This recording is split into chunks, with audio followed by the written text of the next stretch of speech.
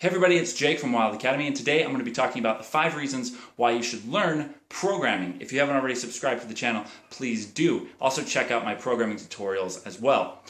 So the first reason why you should learn programming is because of the economic security that it gives you. When you think about what our jobs are as a programmer, what is it that we do? What we're really doing is that we're making all the other jobs obsolete. So think about like somebody who works at a checkout stand at the grocery store. Well, you've seen the automated, self-checkout that they now have, and all of that is based around a program, the software that's written for that. And again, they're doing this with McDonald's, and every area of the economy gets affected by this. So, I mean, a good idea, a good example would be the Android apps. So there's a lot of apps that now do what you would need to have a personal assistant do just 5 years ago. And so the PA's job is gone because we've created an app that, Evernote, for instance, is a good example of that. And so the Evernote can take all of the scheduling for you. And think about Excel, so you don't need an accountant anymore. It just makes everything a lot easier for you. So that would be the number one reason why I would say that you need to learn programming, because you are the last person to go on the economic food chain, because it's your job to get rid of these lower leveled skilled processes. The second reason would be the lifestyle. And by lifestyle, I mean, it's not that you're just, you get to do whatever you want and you get to live up in the mountains and party. Definitely you don't get a party. It's a lot of work, but the lifestyle means, what I mean by lifestyle is that you can work from anywhere.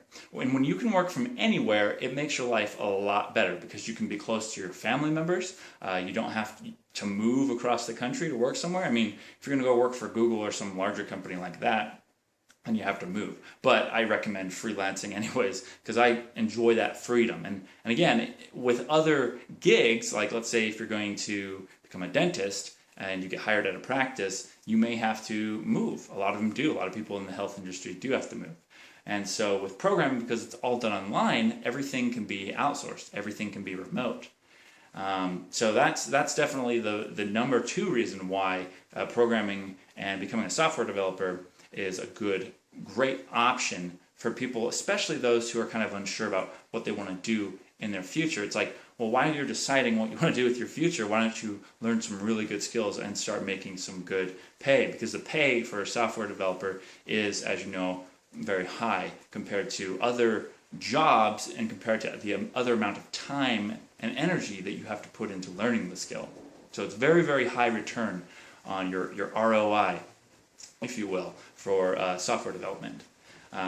The third reason would be the global competition. Now, I actually like competition because I think it makes everybody that much better at what they're doing. And with things like GitHub, and you get on there and you can see kind of what everybody else is doing, you have a lot better idea of where you are in relation to other people in your field. So again, as an example, with say for lawyers, for instance, I guess they have a measurement because they know if they're losing cases or not. But you don't really get deep down inside of the practice of another law firm and know how they're doing things and accomplishing things.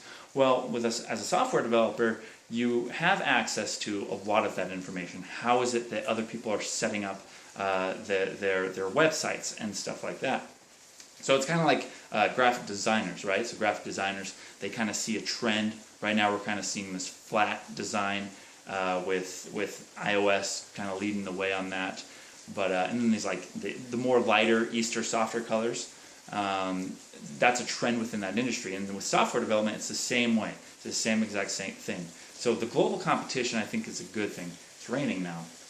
That's good. I don't have to water my lawn. It's not like a lot of careers nowadays where you go to school, and this is why higher education is the value of higher education is continuing to go down, or inverse, which is the opposite of what it's been in the past. The value has gone to go up, and it's because of the price it's starting to level off and even kind of go down, because you have 4 years of your life that you're dedicating to this thing that's costing you $100,000, $200,000. You go, geez, in that 4 years I could have been making money or starting a business. I'll close the window. if you were to take, let's just say you had a choice to either go to college for 4 years. Let's pick a CS degree specifically, a CS degree or a business degree specifically, because if you're going to medical school, this equation is going to be a lot different. But let's just take 4 years of your life, and again, the average is longer than 4; it's 5 to 6. But let's just take 4 years of your life. Say that you complete every semester, you do everything you need to, and to get your bachelor's, and you're going to spend $100,000 to get that degree. So just take that $100,000 and imagine that you're 18, and just thunder. Imagine that you're 18 and you've got $100,000 at your disposal, and you have 4 years ahead of you. You can take just 10,000 of that, and you can try and start a company with that much money. 100 grand is a lot of money to do stuff with. It's a lot of liquidity. So if you have, if you're 18, you've got 10,000 bucks. Ask your parents. Say, hey, instead of paying for college, why don't you give me a year? Let me live in your basement. Give me a year. Give me a $10,000 runway, and I'm going to learn, and I'm going to try and build a company. It could be anything, really. It doesn't have to be involved in software development. It could be, mowing lawns. It could be doing roofing or something. And so I definitely would recommend that, especially if you don't know what you're doing. If you don't want to dedicate 25 grand for a year to go to a degree that you may not even finish. And so with programming, it is that way. With programming, you can learn, you can buy a book, you can sit down and you can learn it on your time. And you can spend 10 hours a day learning, or you can spend 3 hours a day learning. But eventually you'll get to a point where you become valuable to the market. And when you do start applying places, yeah, they're going to ask if you have a degree, but it's not a requirement. It's not a requirement for a lot of companies. And so just start freelancing, just start calling up, reaching out. I mean, programmers are they're in high demand, as I said before on my programming tutorials. And so that's where you want to start. If you are 16, 15, really ask yourself, there is no laws against developing software at 16 and being a freelancer. There's nothing that's keeping you from doing that. There's a lot of boundaries and barriers that get created in this world, kind of psychologically in our heads, but they're really not there, right? I mean, I was mowing lawns when I was 12, and I was going around knocking doors and had a bunch of clients at that age, and it was a business. And so that's what's great about software development to begin with, is because you can start a business as a freelancing gig so that you're building other new startups software. You can develop your own app. You can develop an Android app, an iOS app, especially with the new Swift. You can make it really easy.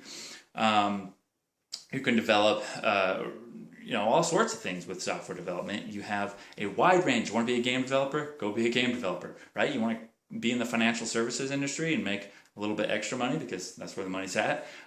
Go do that, right? Go learn Excel. Go learn all of the things that are involved mathematically with finances.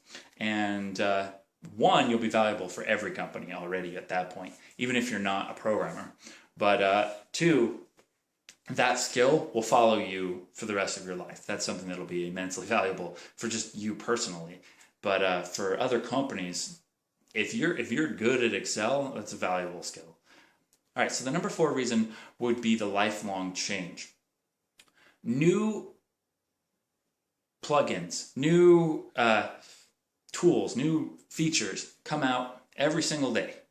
And again, like Swift, as I said earlier, like Swift, it's a new programming language that Apple came out with, and that's a new opportunity. That's something that you can jump on and learn. And the same is true with everything that you do.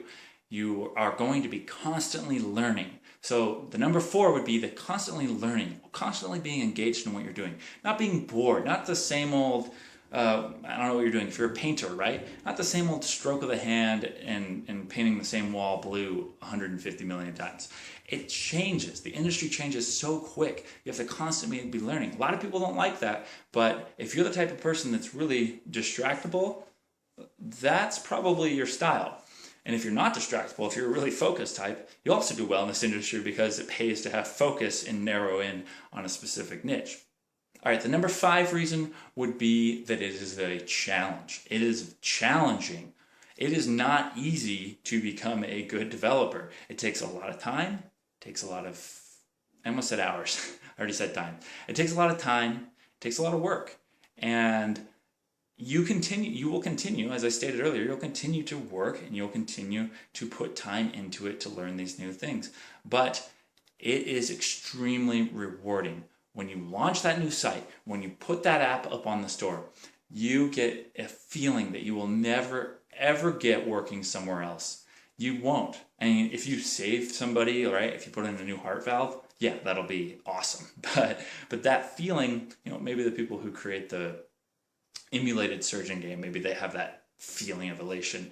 But yes, you are shipping new products. People are using what you created, right? It's a creation thing. A lot of people think that programming is like a mathematical process. It's a creative process. It is far more creative, far more, let's dive in deep and figure out what's the best way to build this, right? It's not about solving an equation.